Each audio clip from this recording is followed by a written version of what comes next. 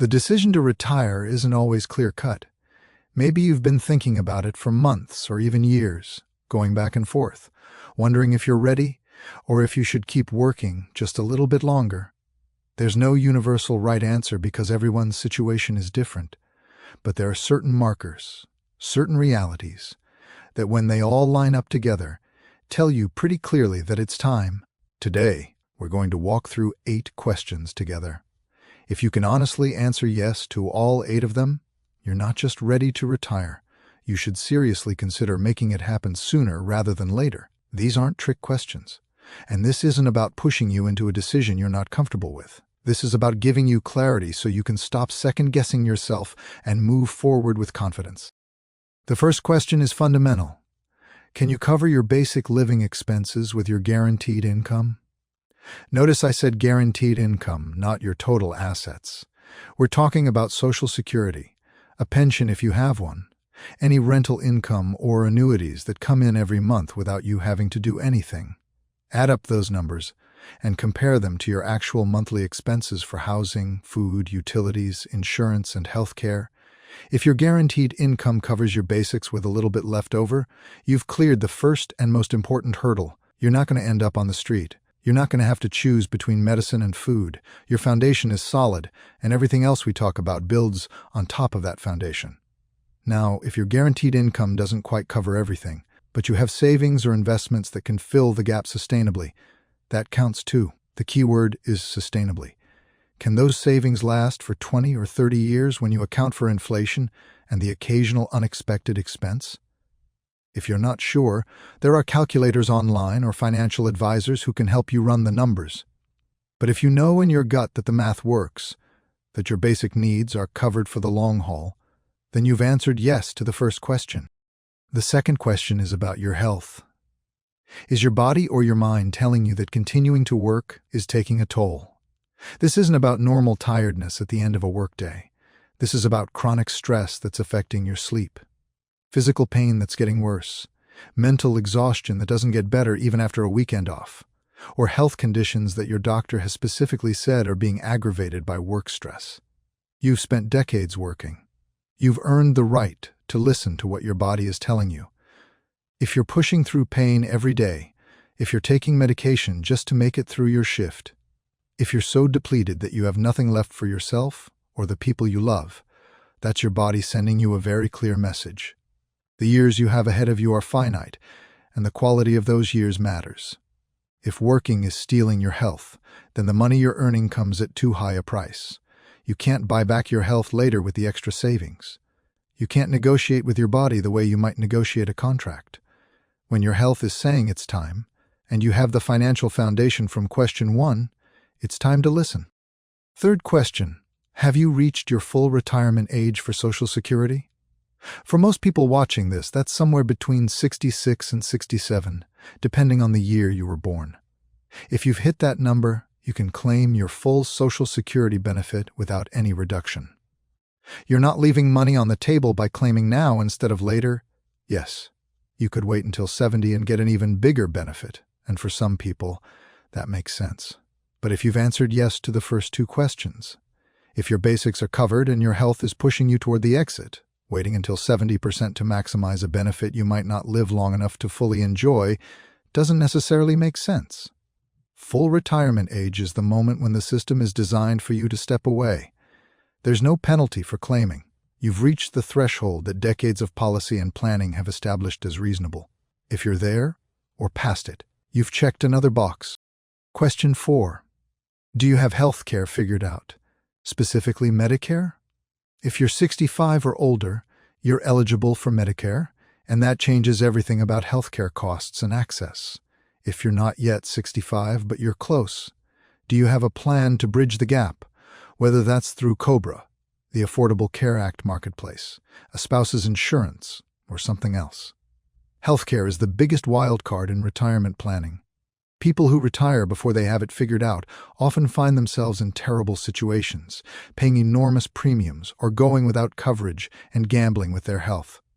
But once you have Medicare in place, or a solid plan to get there, that massive uncertainty disappears. If you're already on Medicare and you understand your coverage, your supplement plan, and your prescription drug situation, you've removed one of the biggest obstacles to retirement. Healthcare is handled. You can move forward without that particular fear hanging over your head. Here's the fifth question, and it's more emotional than the others. Has your work stopped being fulfilling? Not just today or this week, but fundamentally, has it become something you're enduring rather than something that gives you purpose or satisfaction? Do you spend more time counting the hours until you can leave than you spend engaged in what you're actually doing? Some people genuinely love their work even into their late 60s and 70s. They find meaning in it, identity in it, and social connection through it. If that's you, then keep working as long as you want and you're able. But if work has become just a paycheck, if it's draining you emotionally, if you dread Monday mornings and feel like you're just going through the motions, that's telling you something important. You have limited years left, and how you spend them matters.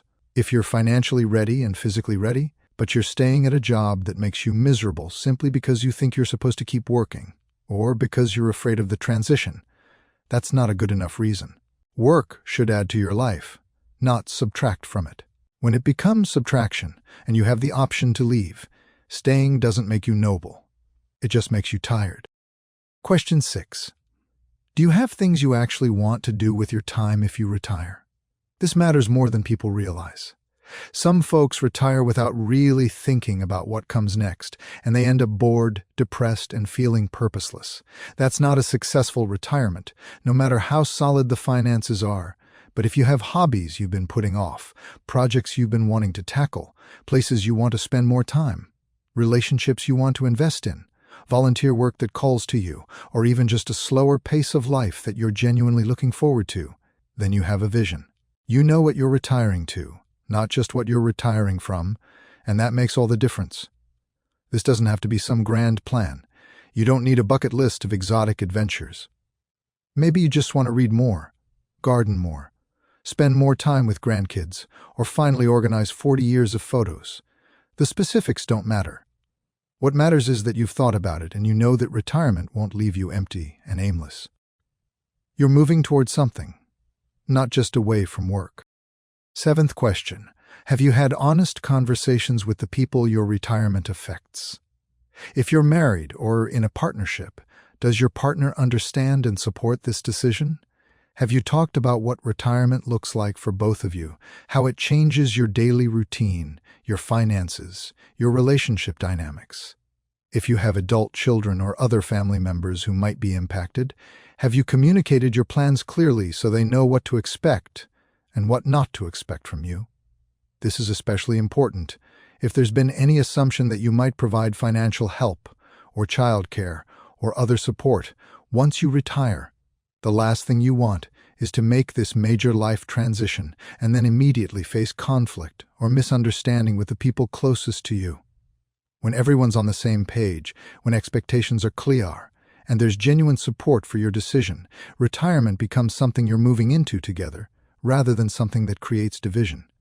If you've had those conversations and everyone's aligned, you've cleared another crucial hurdle. Now here's what matters most. Any one of these questions by itself doesn't necessarily mean you should retire tomorrow. Maybe your health is struggling, but you're not quite at full retirement age, so you're figuring out how to make it work a little longer. Maybe you're financially ready, but you genuinely love your work, so why would you leave? Each factor in isolation is just a piece of information. But when all 8 line up, when you can honestly say yes to every single one of these questions, you're looking at a pretty clear picture. You're financially prepared. Your health is telling you it's time. You're at the right age. Healthcare is handled. Work isn't fulfilling anymore. You know what you want to do with your time. The people in your life are supportive. And you're mentally ready to make the shift. That's not a coincidence. That's alignment. That's your life circumstances, your physical reality, your emotional state, and your practical situation all pointing in the same direction. When everything lines up like that, hesitating usually isn't about wisdom or caution. It's about fear. And fear is not a good enough reason to stay somewhere you're ready to leave. Let's talk about that fear for a moment, because it's real and it's legitimate. Retirement is a major life change, one of the biggest transitions you'll ever make. Even when you're ready, even when everything makes sense, stepping off that cliff into the unknown is scary. What if you've miscalculated something? What if you're bored?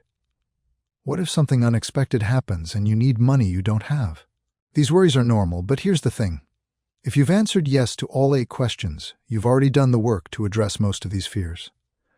You know your finances work. You have healthcare. You have plans for your time. You're not jumping blindly. You're taking a step you've prepared for, even if you didn't realize you were preparing. And here's something else to consider. What's the cost of not retiring when all the signs say you should? You keep grinding away at a job that's wearing you down, potentially damaging your health further, and spending years in a state of limbo where you're constantly thinking about leaving but never actually doing it. That has a cost too, and it's often higher than the cost of leaping. If you've said yes to all 8 questions and you're feeling like maybe this is real, maybe you actually should do this. Here are your practical next steps. First, if you haven't already, sit down with your actual numbers one more time. Look at your income sources, your expenses, and make sure you haven't missed anything. If you need a professional to review your plan, this is worth paying for. A few $100s for a financial advisor's review could give you the confidence you need or catch a problem before it becomes serious. Second, understand the logistics of your actual retirement. What does your employer require in terms of notice? What happens to your benefits? Are there any pension calculations or retirement account rollovers you need to handle? What's the timeline for getting off your work insurance and onto Medicare if that's relevant? These are administrative details, but they matter, and you want to get them right. Third, start preparing emotionally for the transition. Talk to people who've retired recently. Read about the psychological aspects of retirement. Start gradually shifting your mindset from worker to retiree. Permit yourself to feel excited about this instead of just anxious. You're not ending something. You're beginning the next chapter, and you've earned it. Here's the bottom line. Retirement isn't just about reaching a certain age or having a certain amount of money. It's about alignment. It's about all the different pieces of your life, financial, physical, emotional, practical, lining up in a way that says clearly, this is the right time. If you've gone through these 8 questions and you've honestly answered yes to all of them, you're not just ready to retire. You're past ready. The universe, or your circumstances, or however you want to think about it, is giving you a very clear signal. Your job now isn't to keep questioning whether you should do it. Your job is to trust the preparation you've done, trust the readiness you've built, and take the step. Retirement isn't failure. It's not giving up. It's not the end of your productive life. It's a transition into a different phase, one where you get to choose how you spend your time and energy based on what matters to you, rather than what someone else is paying you to do. If all 8 of these pieces are in place, that transition is calling you. Maybe it's time to answer.